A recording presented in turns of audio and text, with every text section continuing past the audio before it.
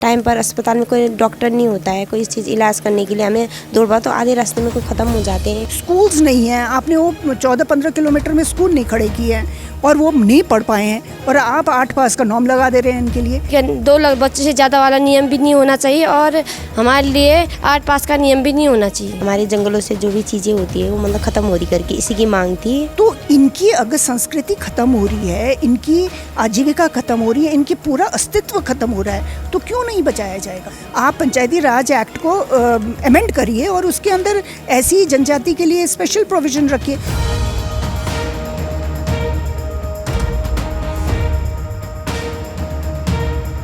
मैं ग्राम सभा किमखोला के गांव से आया हूं। मेरा नाम ललित सिंह रजवार है और पिथौरागढ़ जिले के 9 गांव से जो एक गांव है किमखोला, वहीं से आया हूं मैं। हम मांगे तो बहुत सारे हैं, लेकिन कुछ ऐसे मांगे जो बहुत कठिन मांगे हैं। जैसे मान लिया जाए एक ज़मीन की मांगे है।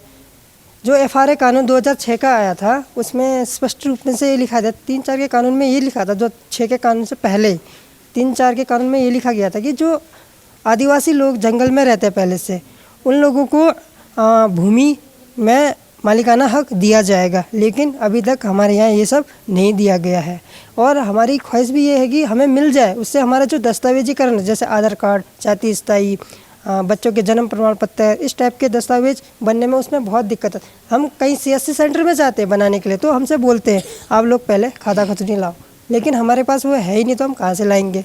वो है हमारी चुनौती।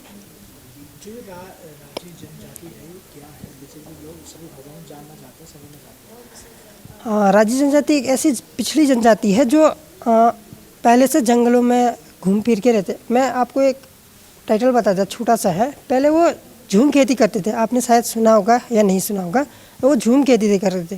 पहले एक स्थान पे रहते थे, वो 6 महीना सिर्फ वहीं पे काटते थे। 6 महीने में अपना फसल जो उगाते थे, लगाते थे, वो सिर्फ 6 महीने के लिए, फिर वो दूसरी जगह चले जाते। ऐसे कर करके उन्होंने पूरे पिथौरागढ़ जिले का एक लगा दिया था चक्कर, इसलिए उनकी वो राजी जनजाति का नाम दिया गया उसमें।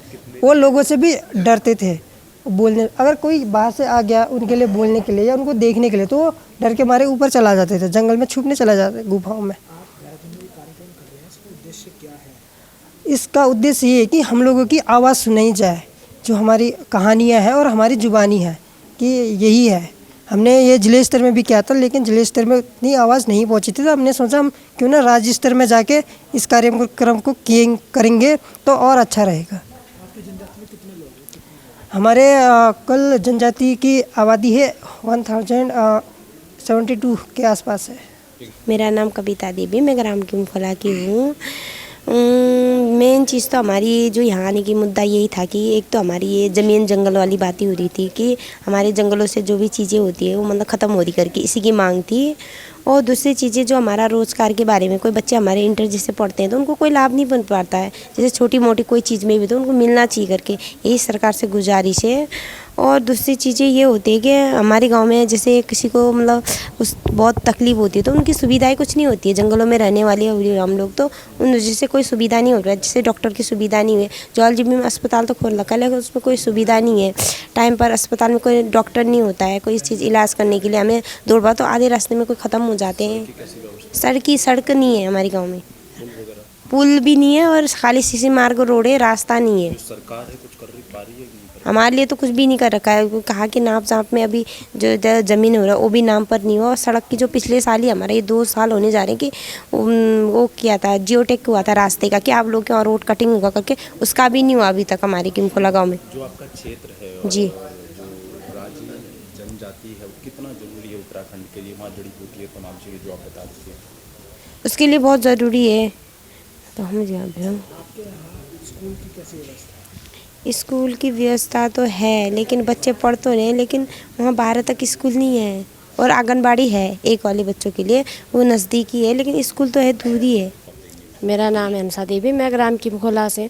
हम तो मेन ये चाहते हैं कि जो हमें पीजीटी में रखा जाता है, जैसे हमें विशेष तो कहा जाता है, लेकिन उसमें से हम सबसे पिछड़ी जनजाति हैं, उसमें सरकार का नियम हमारे लिए ऐसा नहीं होना चाहिए कि 8 पास। वैसे हमारी जनसंख्या सबसे कम हो, बोलते हैं जनसंख्या भी बढ़ाओ को कहते हैं, एक तरफ नियमों का भी पालन करते हैं। इसीलिए हम सरकार से ये अगवास करते हैं कि हमारे लिए ये नियम नहीं होने चाहिए।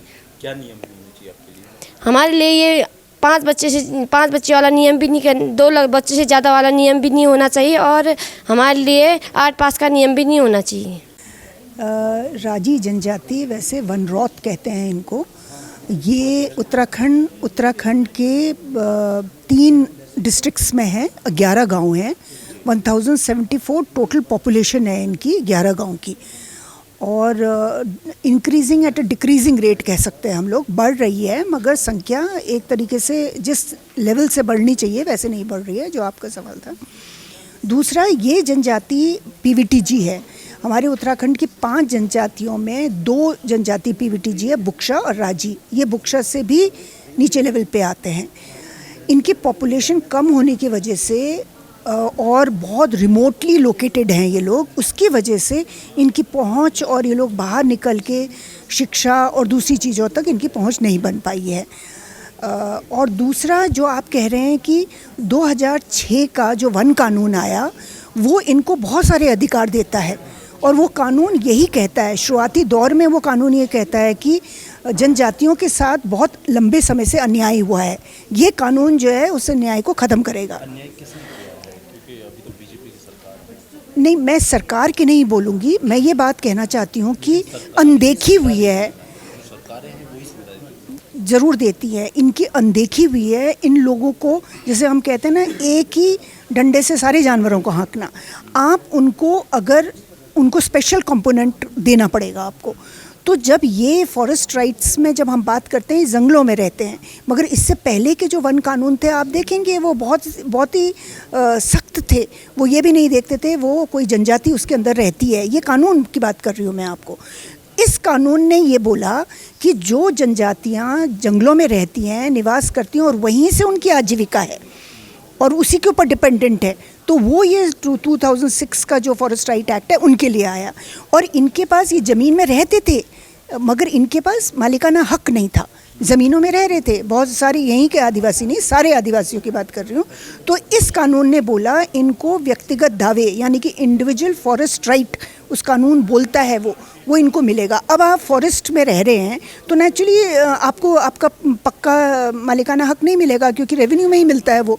तो इनके पट्टों को बदलना है ना रेवेन्यू में, तो ये काम तो इन्होंने डीड दे दिए हैं, मतलब इन्होंने दे दिया, ठीक है, हैबिटेट राइट्स दे दिया, आप लोग रह सकते हो यहाँ पर।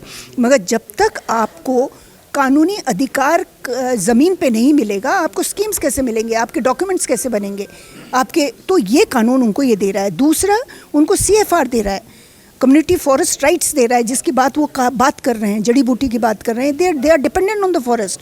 तो इसको ट्राइब को क्यों बचाया जाए? क्या वजह है कि उसको बचाया जाए? क्या वहाँ कुछ ऐसी चीज़ें हैं जिनको मतलब ये राज्य के लिए ज़रूरी है? इंसान को क्यों बचाया जाए? ये वो जनजाति है जो एक्चुअली में, ये तो नेचुरल इनहेबिटेंट्स हैं ना, ये तो सबसे पहले लोग हैं जो आए थे। तो इनकी अगर संस्कृति ख़त्म हो रही है, इनकी आजीविका ख़त्म हो रही है, इनकी पूरा अस्तित्व ख़त्म हो रहा है, तो क्यों नहीं बचाया जाएगा?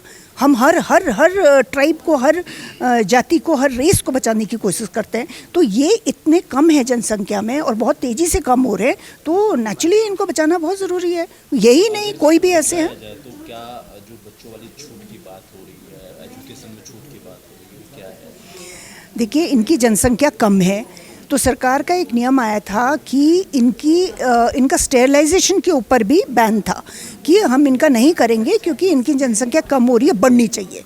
ठीक है, मतलब एक तरफ आप ये कह रहे हैं इनका फैमिली प्लानिंग होना चाहिए और बढ़नी चाहिए, ये नहीं होना चाहिए। दूसरी तरफ आप पंचायती राज एक्ट के स्पेसिफिक बात कर रहे हैं, जो ये कहता है इनके लिए आ गई सीट।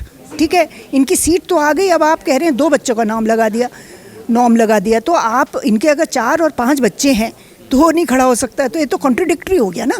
आप पंचायती राज एक्ट को अमेंड करिए और उसके अंदर ऐसी जनजाति के लिए स्पेशल प्रोविज़न रखिए। स्कूल्स नहीं हैं, आपने वो 14-15 किलोमीटर में स्कूल नहीं खड़े किए हैं और वो नहीं पढ़ पाए हैं, और आप 8 पास का नॉर्म लगा दे रहे हैं इनके लिए। नहीं है ना, वो जो बता रहा है 14 किलोमीटर, मैं वही स्पेसिफिक करना चाह रही थी। ये बड़े सरलता से बोल रहे हैं 14 किलोमीटर दूर, वो बिल्कुल टॉप में है और स्टीप हिल्स में है, जहाँ पर पूरा जंगल पार करके उनको रोड हेड में आना पड़ता है फॉर एवरीथिंग, चाहे वो स्वास्थ्य है, शिक्षा है एंड एवरीथिंग।